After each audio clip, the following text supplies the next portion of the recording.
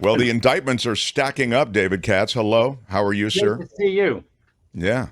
Um, I guess the indictments are coming. I mean, they're stacking up. I say it that way. The calendar is certainly getting busy for Donald Trump. If these indictments come to pass, it's going to run right up against the political calendar. Will any first set us the state of the state, and then I'm going to ask you about if any of this stuff is actually going to get into a courtroom before the election. Go ahead, please. Well, I don't think that the two federal cases are going to be tried before November 2024. I think the case down in the Southern District of Florida, you remember the special counsel decided, I believe, in an unforced error to bring it down there. I think he was bending over backwards to be fair to Trump. He took a 1 in 3 chance that it would go to Judge Cannon. It has gone to Judge Cannon. And the idea that she's really going to put the pedal to the metal to do everything she can to ensure that this case goes to trial, come what may, before the November 2024 election. Number one, I don't believe that that's her state of mind. To the extent you can know someone's state of mind, I say that because she was handpicked by Trump. He ran down the road to get her on the search warrant case. She made two huge errors, unprecedented in the search warrant case. She was overruled. And really excoriated by the 11th Circuit, which is not only very conservative, maybe the most conservative appeals court in the country, but also had two Trump members on the 3-judge court that unanimously both times overruled her. So I don't see that happening. And even if they had brought the case in DC or brought it in front of what I consider the fairest judge in America, I believe there really are some complex issues in that case that are time consuming. And especially with her, if she rules against the government has a right to appeal many of her rulings. Let me give you one example. I believe that she is going to rehear the issue of whether the crime fraud exception applies or not. That was decided ex parte, Mark, in camera without the defense being able to participate. Now, a fair minded judge is supposed to anticipate the defense arguments, but everyone says, come on, that's not due process. A full and fair opportunity to be heard is not to have a judge think of what good arguments you would have made contrary to what the government's saying, with the government being the only one who has the floor, and them getting a finding by a judge that this particular lawyer, remember Corcoran, that he was just a pawn, that he was criminally acting for Trump, that Trump's intent was to use him as a criminal pawn. He's got a right, Trump, to tell the judge, hey, wait a second, I want a full and fair hearing. I want to be heard. He wasn't being used as a pawn, and therefore he shouldn't have been allowed to testify.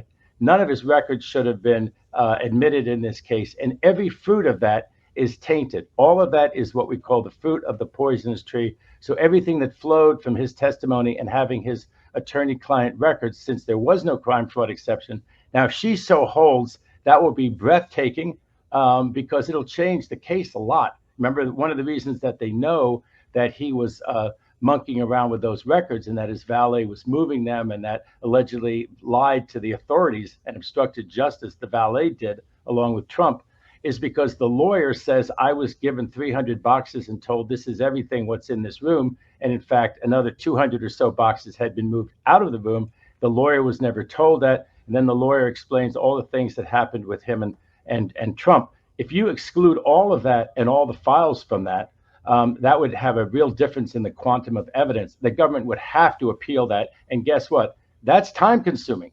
That delays the trial on top of all this national security stuff. You know, Trump's funniest argument yet, it's not funny because, you know, he gets himself in these situations that imperil our democracy and our national secrets. But you have to sort of roll your eyes. Why do we need a protective order?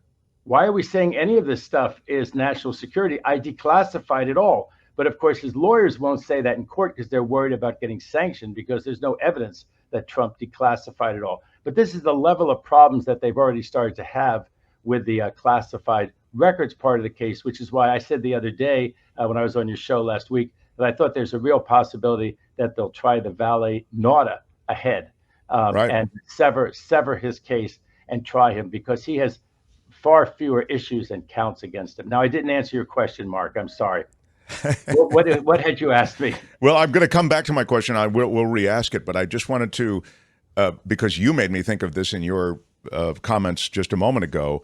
You made me remember that, yeah, this is like, years ago when they moved the OJ trial to downtown because they wanted it to seem as though it was a Gil Garcetti, wanted to seem as though it would be a more objective jury as opposed to an all-white jury or predominantly white jury in Santa Monica, California, closer to where the crime actually happened, and how that likely backfired, and how the excruciating bend over backwards thing that Jack Smith is doing, and then we're, it's same as that OJ thing, moving it to Florida when you could have brought the case into Washington, is to somehow address ahead of time and prevent the notion that there's any bias here, right? So, but look at what the narrative is that Trump's creating around Jack Smith.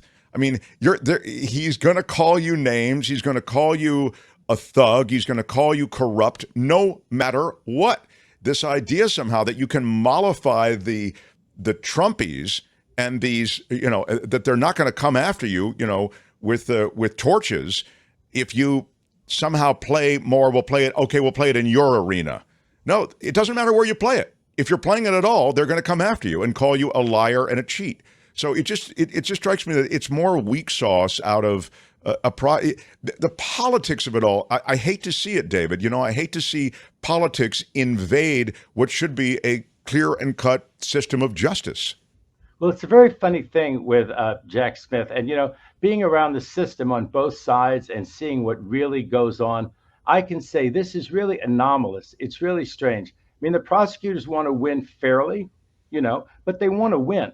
And to take a 1 in 3 chance of getting the most Trump-friendly judge in America and getting a jury, whether it went to him or went to someone else, this is a jury in a pretty red place. And just to take that risk when the case belonged in Washington, D.C. Now, some people said there would have been a motion to change venue if it had been brought in Washington, D.C. I have these things all the time. I had a huge client, and basically everything he did was in Las Vegas. But he hired a lawyer in L.A., and he brought the records to his tax lawyer in L.A. That was deemed to support venue in Los Angeles and not in Las Vegas, where he lived and where he committed just about every act in the case. I was appealing that when I won the appeal on other grounds, so we'll never know how that would have come out. But one thing that I saw in my research, Mark, was that if a judge declines to transfer venue, there's not one case in America, at least as of the time I researched this about 10 years ago, where the defendant won. In other words, if the judge in Washington, D.C. had kept the case in Washington, D.C., Trump couldn't have cited one precedent in America for reversing that judge. So if the D.C. judge that they had selected in that case had actually sent the case down in Florida, okay, like you were just saying, it wasn't bending over backwards. Some judge ruled. Fine, we litigate that, which I believe they absolutely would have won, because everyone knew, including the valet, that there was a subpoena for these records. It was out of Washington, D.C. There was an investigation out of Washington, D.C. A top official from the Department of Justice had visited Trump at Mar-a-Lago from Washington, D.C. The agents on the case that were pursuing it were from Washington, D.C. The idea that document, and he allegedly took the documents from Washington, D.C. when he had no business taking any of them out of the White House in Washington, D.C. So the idea that there was not venue down there just doesn't make any sense at all. And as you say, the latest thing that I'm hearing is that the target letter does not include insurrection per se. Now, depending how those 3 statutes that are in the target letter are interpreted, certainly some of the insurrection acts could be brought in there. But I mean, if there's ultimately an indictment of Trump and it does not mention what I consider this absolutely compelling evidence that everybody gets, they're going to get it more than the slates. They're going to get it more than some of the other things, which may be bad, but people are not going to get the slates in the various swing states and filing false records about whether you were or were not, an elector for Trump, or whether Trump had a right to have any electors for him or not. That's a little esoteric. It's a little subtle. There was a raid on the Capitol, as people saw on television. Trump sat on his behind for 3.5 hours and didn't tamp it down. He sent an incendiary message in the middle of it, knowing that they were trying to hang Pence and that Pence was hanging on by a thread with his Secret Service detail at the Capitol. He didn't tamp it down. He gave a speech which was incendiary and provocative, and he used the word peacefully. It cannot be that you can incite violence and give that kind of fiery speech. You have to fight for it, and then have Giuliani give an even worse incendiary speech, and all of it be on the program, and you're cured from a criminal indictment because you use the word peacefully? I mean, that's a joke. That's the old farce where, right, you use one word and it's magic. It's magic. It's my get out of jail free card. I magically used the word peacefully once. This is a farce if he doesn't bring the insurrection charge as a criminal indictment, either in a conspiracy or standalone as insurrection, seditious conspiracy against Trump. To me, I mean, there's obviously going to be an indictment because of the target letter, but Mark, that ought to be in there. That's bending over backwards if that's not in there. Wow. Incendiary, yes. Ding word. There were some other ding words in there. Mollify, I think I used that was a ding word. The thing I wanted to ask you about, though, because you did just mention his name, is Rudy Giuliani. You know, he yet has the. We all thought the hammer would fall first on him. He was sort of out front, you know, but he has yet to see the hammer fall. He may yet be a snitch. You know, he was the U.S. attorney in Manhattan, and I'm sure that he noticed, if he hasn't before or since, that, you know, what do they say? Snitches get stitches, but not in this kind of case. Snitches may get, you know, a way out. And he knows a lot about what Trump said. I mean, he can deliver chapter and verse what Trump said, what was going on. And they have a lot of records. If you remember, they raided his office. And so far as I know, they've never gotten like a suppression motion or made a successful motion that was an unlawful search. So I'm going into it with the idea that they have all of these records of Giuliani that they can use against Giuliani. Giuliani also had those two friends from over in Ukraine or someplace that got in a world of trouble. And they have nothing nice to say about Giuliani's participation in that. He lost his bar license in one or two places. He's been totally disgraced. I mean, from America's mayor, you know, to this sort of Roy Cohn wannabe for Trump. So he's got a lot of reasons. And, you know, people don't want to spend the last years of their lives in jail. They just don't. And the party's really over. Let's assume the best case, Trump came back into power. What's in that for Giuliani? And in terms of getting a pardon and stuff like that, if Giuliani can get, you know, a pass on these criminal charges by cooperating against Trump, I think that's where he's going to land.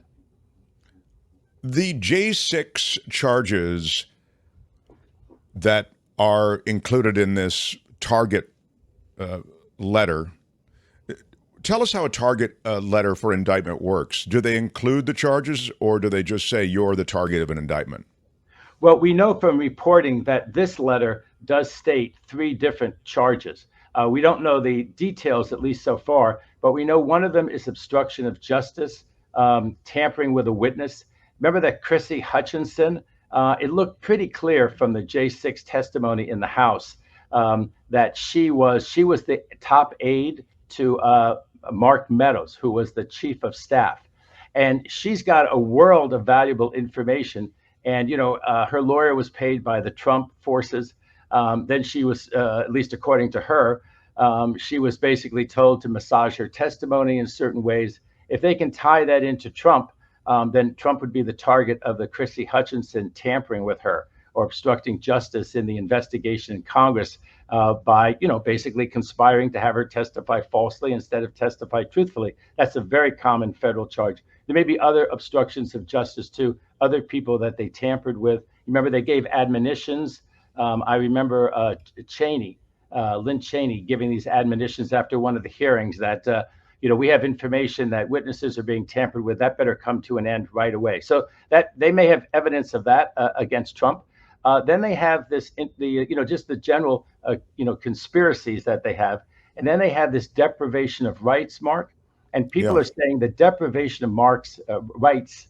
It's well known that if you try to suppress people voting, that violates their civil rights. That would be a federal deprivation of civil rights if you went out and prevented people from voting. How about if you don't do that, but you don't count their votes? How about if you have a conspiracy not to count all the millions and millions of votes for Biden, especially in the swing states, and you did that by having these false slates of electors, by calling into Georgia and saying, find me another 11,000 votes. If that had been done, then all the people who voted for Biden and who should have had Georgia counted for Biden on account of how they had voted, Mark, those people would have had their votes not counted. And that would be the deprivation of the civil rights of all the people who voted in Georgia for Biden. and likewise in these other swing states. So that may be what the deprivation of rights is about, and people are speculating on that. But like I said, if there's not the insurrection full on, inciting the insurrection, and it doesn't give Trump any special rights. It doesn't involve anything. You basically go through the big lie. You go through how he tried to switch out the attorney general and put this nobody, vault him over the others because he would do Trump's bidding. And that came so close. Remember, they all had the screaming session at the White House, and everyone left at the Department of Justice above him said, we'll resign en masse if you vault this nobody over us. And so he can issue a letter saying there's been a huge amount of fraud in the presidential election. And then Trump has the famous line, just issue. I just want him to issue that letter, and then my Republican congressmen will take it from there. And then the slates thing is kind of interesting if we have a minute for that, because the slates thing, I just talked about it with Pat Thurston last night. But the slates thing was interesting. By November 15th, the election has been declared for Biden.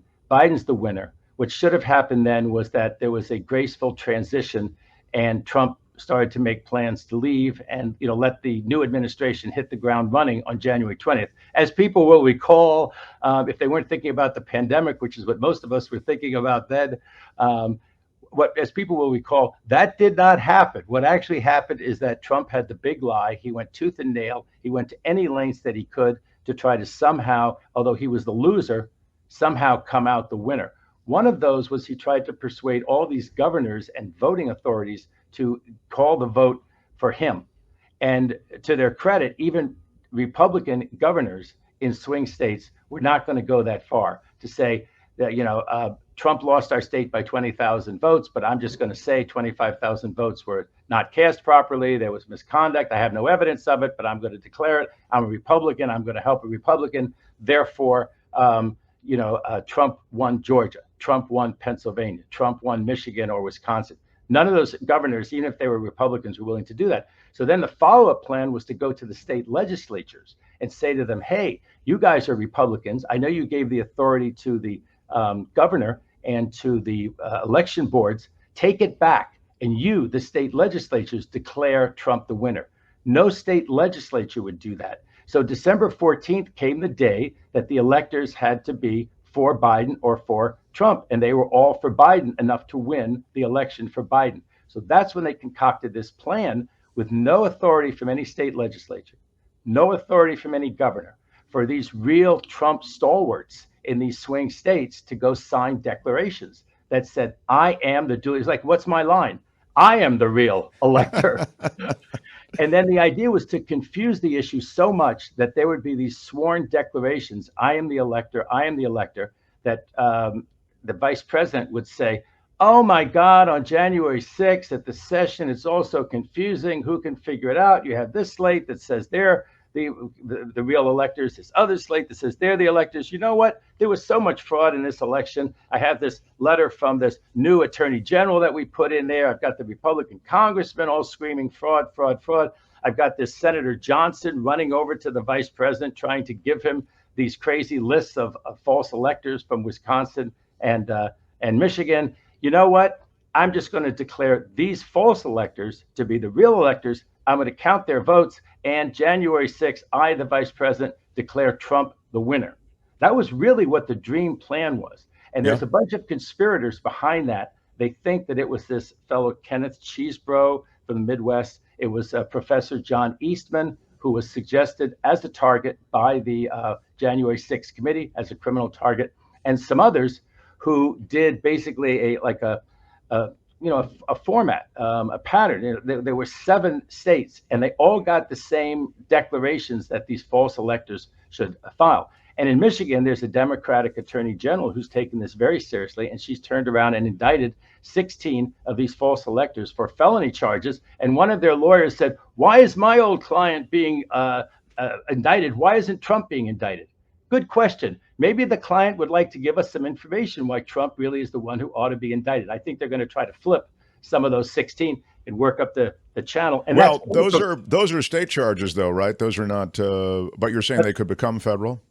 Yes, and that raises this whole issue, Mark, of someone like a former president being charged in a state. We have a former president being charged in the state of New York, not the greatest charge in the whole bundle. That's the Yeah, former that's the current porn star, the hush money payments. right. But there's no reason why, if they flipped and they said, okay, Giuliani told me to do this. He sent me these pattern things. I was told to sign this, even though I wasn't designated by anybody as an elector. And then, you flip one of those people like Cheesebro or Eastman. Eastman doesn't want to spend the rest of his life in jail either. He's already been disgraced and disbarred, I think. So there's a lot of people that they could flip in this case. The idea that you can't flip people in this case because they're all waiting around for their pardon from Trump. Some are, some aren't. But I think if these prosecutors are aggressive, and the last thing I want to say is that although that charge is going forward in Georgia and the charge just went forward in Michigan, there's no reason why that couldn't be part of the whole federal indictment that's coming too. And that's not the end of the world either. They're sort of overlapping. We criminal defense attorneys don't like that. We say that there shouldn't be both state and federal charges. They should pick one or the other. But it's just a judgment call. It's a policy. It's not something that we can go to a court and say, we have a right to make the government pick state or federal. They can pick both state and federal. You remember the Rodney King cops. That could be both a federal and state crime. Many things can be both a federal and state crime. And this stuff sounds like it could be federal as well as being brought forward in Virginia, in Michigan, and in Georgia by Fani Willis. So now we're over. So just super briefly, tell me the calendar. Any of this stuff, again, just remind us. Any of this stuff makes it before there's so many of these sperms swimming up to try to fertilize. Do any of them actually get to the egg before the election or not? In the Southern District of Florida, I just don't see any way. This other case will be brought I believe in about a week or two in Washington, D.C., depending on the judge they get and how much the judge is willing to push things. And if there aren't national security documents issues in the case, the Federal Speedy Trial Act says 70 days. I suppose the only hope of one of these cases really getting to trial is that Washington, D.C. case doesn't involve national security documents, doesn't have all those huge potential obstacles and delays over national security documents. That one could actually go at the same time, even if Trump were somehow found guilty in that case. The jury would find him guilty, then he wouldn't be sentenced for 3 months after that. The reality is that would not bar him from running. And this idea that he'd be so tied up in court, I've said this before, the defendant in a criminal case federally just has to show up for the arraignment. After that, the defendant himself or herself can waive appearance and just have the lawyers. So he could be at his rallies all the time that his court proceedings were going on. You even can waive your appearance during a trial. So I guess that's the only one that I think might actually go. They're claiming that the one in New York might go. And my last thought on this, they might let the New York one go in state court if it's weak enough. So Trump could say, see, all of this, it's all, what does he call it again? It's all a witch hunt. And I beat the Wicked Witch of New York City on the old, hush money payment thing. And I destroyed Michael Cohen on the stand, and they're all Michael Cohens, all the people who are testifying against me. But I don't think that's going to happen either. I think that one will also get delayed. So I've said this a million times, Mark. I'll say it again. Don't wait for the magic way to get rid of Trump. None of these lawsuits is going to get rid of Trump. Not before, not now. Organize, vote, beat him in 2024. You don't want Trump again. So generous to spend time with us on Thursdays. He also sprinkles his time across other media outlets. Seen him on Fox, hear him with Pat Thurston on KCBS and KNX Radio in Los Angeles. But we love having you as a resource here regularly on Thursdays. And we look forward to next week as well. David Katz, everybody. Thanks, David. If you're in London, England, you can catch me on the radio in the morning. The new David Katz Morning Show in London, everybody. I love it. Who knew? They have processes. We have processes and protocols and standards. Yes. Has David Katz received the Rod of Equity and Mercy, Kim, or not? I have. Oh, you have received it. Okay, good. I was sitting in front of my pillow. Wait, I was sitting in front of my pillow, Mark. There you go. Love the pillow. Love the merch. Come on, David Katz. All right, we'll see you next week, my friend. Hi, it's Mark, and I thought that was great. Hit the notification bell. You'll know whenever there's a new video being dropped, and please subscribe to our channel to help us save the universe.